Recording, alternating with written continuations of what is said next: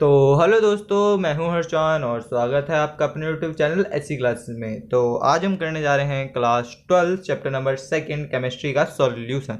ठीक है, अगर चैनल पर नए आओ तो जल्दी सब्सक्राइब करके बेल नोटिफिकेशन ऑन करके लाइक के बटन दबा दो। ठीक है, और इससे जो चैप्टर नंबर 2 के सॉल्यूशन की जो जितनी भी पहले की वीडियो है ना, देखो एक तो डिस्क्रिप्शन में लिंक आ रहे होंगे वीडियो का, और दूसरा प्लेलिस्ट भी होगी। अगर नहीं आ रही है तो यहाँ पे मैंने सारी वीडियो की प्लेलिस्ट डाल दी है, जल्दी से जाके वो भी चेकआउट कर लो। ठीक है, और फिर क्योंकि उस वो देखोगे तो ज़्यादा अच्छे समझ पाएगा ये टॉपिक। अगर वो सब देख चुके हो तो फिर भी कोई नहीं, आइडियल सोल्यूशन पढ़ते हैं आज हम।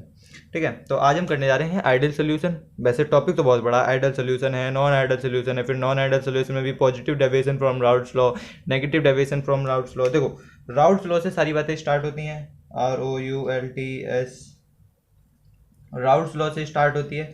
अब राउट्स लॉ से देखो सॉल्यूशन को दो पार्ट में बांट देते हैं, इधर पे आइडियल सॉल्यूशन को, आइडियल सॉल्यूशन, और एक को बांट देते हैं नॉन आइडियल सॉल्यूशन। ठीक है, नॉन आइडियल सॉल्यूशन। ठीक है, आइडियल नहीं लिख रहा, आप समझ जाओ। ठीक है, अब नॉन आइडियल सॉल्यूशन में बांट दिया। अब इसके बाद भी नॉन आइडियल सॉल्यूशन को ना दो हिस्सों में बांट देते हैं, पॉजिटिव डेविएशन, पॉजिटिव थोड़ा अच्छे से बनाते हैं, पॉजिटिव डेविएशन। ठीक है, और एक इसको बांट देते हैं नेगेटिव डेविएशन में। और वो लेकिन सबसे पहली बात, ये पॉजिटिव और नेगेटिव डेविएशन किसके रिस्पेक्ट में, तो ये रिस्पेक्ट होती है राउल्स लॉ के। राउल्स लॉ के रिस्पेक्ट में ये सॉल्यूशन ये पॉजिटिव डेविएशन दे रहा है कि नेगेटिव डेविएशन देता है। ठीक है, तो आज सिंपल सी बात है, आज तो हम करने वाले हैं आइडियल सॉल्यूशन, नेक्स्ट वीडियो में करेंगे नॉन आइडियल सॉल्यूशन, क्योंकि ज़्यादा लंबी वीडियो नहीं करेंगे, जल्दी जल्दी से टॉपिक करेंगे और पूरा चैप्टर खत्म कर देंगे। ठीक है, तो देखिए सबसे पहली और बड़ी बात कि आइडियल सॉल्यूशन होता क्या है। आइडियल हम सबको पता है, आइडियल हम किसे कहते हैं कि एक जैसे अगर मैं इस कैटेगरी का बंदा मान लूँ तो उस कैटेगरी के टॉप में जो बंदा होता है हम उसे आइडियल मानते हैं। अगर मैंने बोल दिया जिम वाला बंदा, तो जिम वाले बंदे तो बहुत तरीके के होते हैं, जो 2 दिन जिम जाते हैं, 4 दिन फ्लैक्स मारते हैं। और जिम वाले में अगर मैं आइडियल जिम वाला बंदा बोलूँ तो आइडियल जिम वाला बंदा कौन सा होता है, जो पर्टिकुलरली डाइट फॉलो कर रहा है, पर्टिकुलरली फिजिकल एक्सरसाइज कर रहा है, अपने बॉडी पे ध्यान दे रहा है। ठीक है, फालतू के नशे वशे नहीं करता, पूरा अच्छे से जिम की पूरी प्रैक्टिस कर रहा है, तो वो आइडियल जिम वाला बंदा है। वही एक 2 दिन जाता है, क्या बोलते हैं, बॉडी बनाता है, और 3 दिन उसकी इंस्टाग्राम पे फोटो डालता है, तो ये नॉन आइडियल हो गया हमारा। ठीक है, बहुत मेरे ख्याल से सबसे बढ़िया एग्जाम्पल था आइडियल सोल्यूशन सिखाने का, आइडियल बताने का। ठीक है, तो ये हो गया आइडियल सॉल्यूशन। अब हमारे हिसाब से एक सॉल्यूशन कैसे होना चाहिए जिसकी क्या बोलते हैं कोई रिएक्शन। अब सॉल्यूशन से पहली बात मैं सॉल्यूशन बना लेता हूँ, 2 कंपोनेंट का सॉल्यूशन ए प्लस सॉल्यूशन बी का मैंने बना लिया, सॉल्यूशन ए सॉल्यूशन बी का बना लिया मैंने। ठीक है, ये रहा सॉल्यूशन, इसके अंदर सारे ए और बी के कंपोनेंट है। तो हम कैसे बोलेंगे कि अगर मैं जो ये क्वांटिटी, जैसे मैंने बोला कि मैं 1 लीटर ये मिक्स कर रहा हूँ, मैं 1 लीटर ये मिक्स कर रहा हूँ, तो ना ही इनका वॉल्यूम इंक्रीज करना चाहिए, ना ही इनका वॉल्यूम डिक्रीज करना चाहिए। तो ये जो हमारा प्रोडक्ट आ गया हमारा 2 लीटर होना चाहिए। ठीक है, ये बात हो गई। इन दोनों को मिक्स करने के बाद कोई रिएक्शन नहीं होनी चाहिए इनके बीच में, कि मान लिया भाई 2 केमिकल ऐसे ऐसे मिक्स कर दिए कि धमाके हुए चले जा रहे हैं, केमिस्ट्री के लैब उड़ाए चले जा रहे हो तुम लोग। ठीक है, तो ये चीज़ तो नहीं हो सकती बिल्कुल, कि वह केमिकल रिएक्शन भी नहीं होनी चाहिए। ठीक है, ना इनका वॉल्यूम इंक्रीज हो, ना वॉल्यूम डिक्रीज हो। ठीक है, और ना ही इनको मिक्स करने पे हीट जनरेट हो। ठीक है, डेल्टा एच मिक्स भी कम होना चाहिए, और बाकी बहुत सारे फैक्टर होते हैं कि इनकी मॉलिकुलर स्ट्रेंथ और बहुत सारी मतलब केमिस्ट्री है, तो हम बातचीत करते हैं सब चीज़ों के बारे में। तो इसको मिटा के हम जल्दी से इसके पर्टिकुलरली पॉइंट वाइज लिख लेते हैं। ठीक है,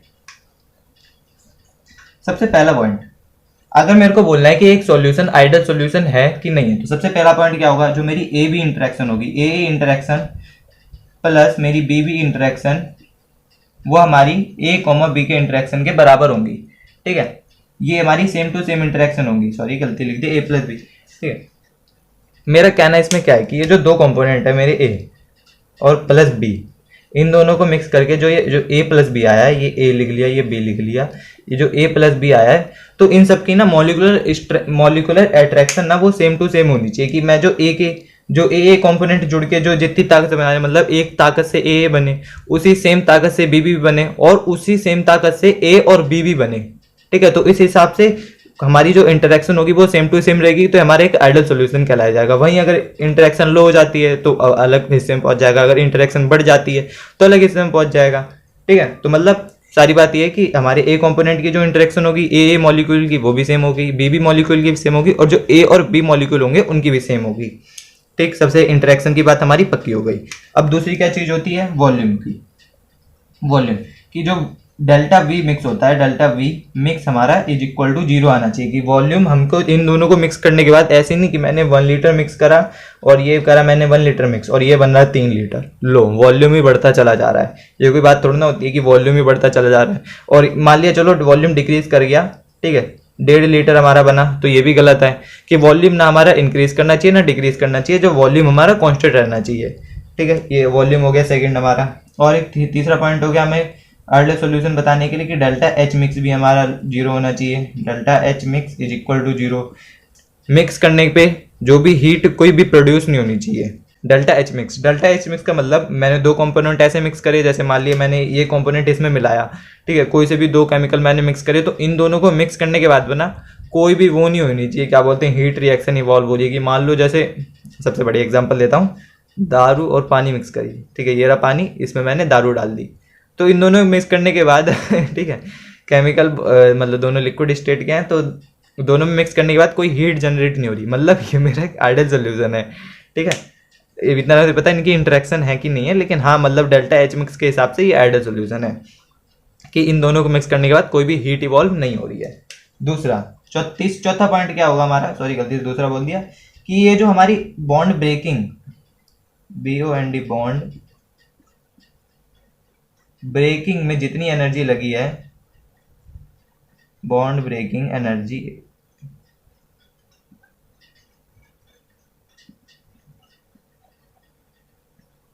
is equal to the bond formation energy.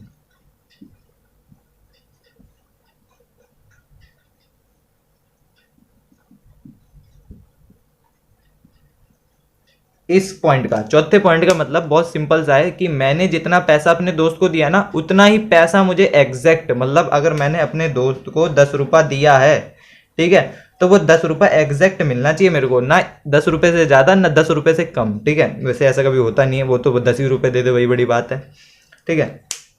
तो ये जो हमारी बॉन्ड फॉर्मेशन, बॉन्ड ब्रेकिंग में जो एनर्जी लगी, बॉन्ड ब्रेकिंग में कैसे लगी, मैंने ए की मॉलिक्यूल्स को ब्रेक करा, मैंने ये जो ए है, ए और ए के बॉन्ड, सॉरी बी लिख दिया इधर पे मैंने, ए और ए के बॉन्ड है, और जो बी और बी के बॉन्ड है, इन दोनों को जब मैं ब्रेक करूंगा तभी तो मैं ए और बी के बना पाऊंगा, ठीक है।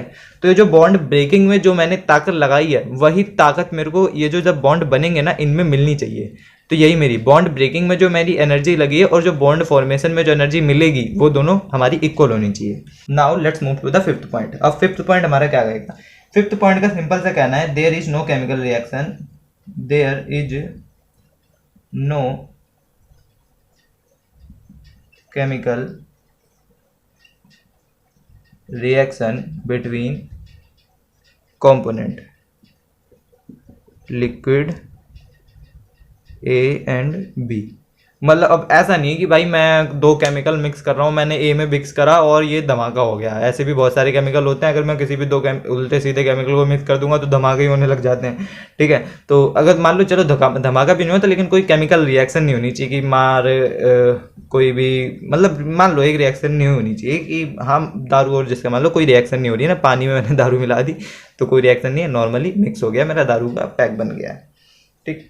तो कोई भी मिक्स करने के बीच में, सबसे दोबारा से रिपीट कर देता हूँ कि कोई भी केमिकल रिएक्शन नहीं होनी चाहिए ए और बी कंपोनेंट के बीच में, कि मतलब जब ए सेपरेटली था बी सेपरेटली था, जब मैंने दोनों को मिक्स करा तो इधर पे रिएक्शन ना हो। ये मेरा फिफ्थ पॉइंट कहता है। अब सिक्स्थ पॉइंट क्या कहता है, सिक्स्थ पॉइंट तो बहुत सिंपल सा है कि जो मेरी observed VP, OBSERVED, observed VP is equal to the calculated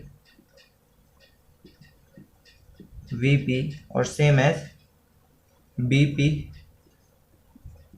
same as BP, ठीक है। अब VP BP बड़ा अलग अलग सा लग रहा है, मतलब तुमको भी पता है, देखो क्या होता है वेपर प्रेशर, बॉइलिंग पॉइंट, ठीक है।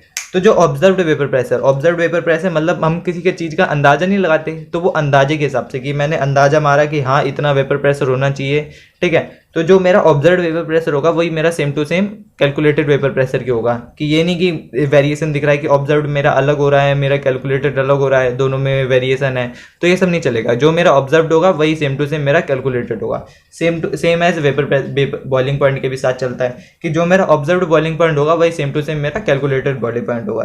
क्योंकि देखो अगर थोड़ा सा भी वेरिएशन आ जाता है ना, तो मतलब सॉल्यूशन ही अलग कंपाउंड में चला जाता है, वो नॉन आइडियल बन जाता है, पॉजिटिव डेविएशन में पहुंच जाता है, ठीक है, बहुत सारी ऐसी चीज़ें होती हैं। तो इसलिए हमारी ऑब्जर्व्ड और कैलकुलेटेड के बीच में कोई भी वेरिएशन नहीं होना चाहिए, ये दोनों एक दूसरे के इक्वल होने चाहिए। आइडियल सोल्यूशन हमारा होता क्या है, सारे के सारे पॉइंट क्लियर कर लिए, इससे ज़्यादा कुछ नहीं है।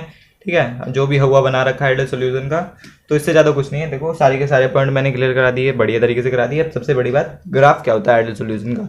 ये आइडियल सोल्यूशन का ग्राफ ना बहुत मायने रखता है, हद से ज़्यादा मायने रखता है कि हम ही इसी ग्राफ के जरिए से हम नॉन आइडियल सोल्यूशन को डिफाइन करेंगे और उसके पॉजिटिव और नेगेटिव डेविएशन को डिफाइन करेंगे। ठीक है, तो आइडियल सोल्यूशन के ग्राफ को देख लेते हैं।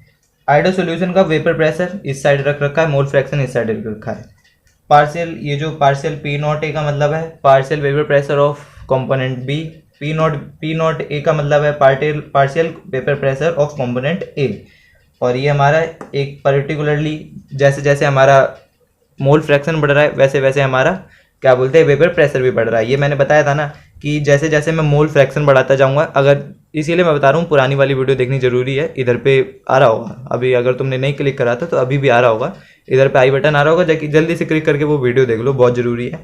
ठीक है, अगर जो भी हमारी पुरानी वीडियो देख कर आएंगे उन्हें तो पता ही होगा कि पी नॉट ए का हमारा क्या मतलब होता है। पी नॉट ए का मतलब होता है partial vapour pressure of component A, P not B का मतलब partial vapour pressure of component B. जैसे जैसे मैं मोल फ्रैक्शन मतलब कंसंट्रेशन में अपनी क्या बोलते हैं कंपोनेंट ए की बढ़ाऊंगा, वैसे वैसे मेरा उसका वेपर प्रेशर इंक्रीज करता जाएगा सॉल्यूशन के अंदर।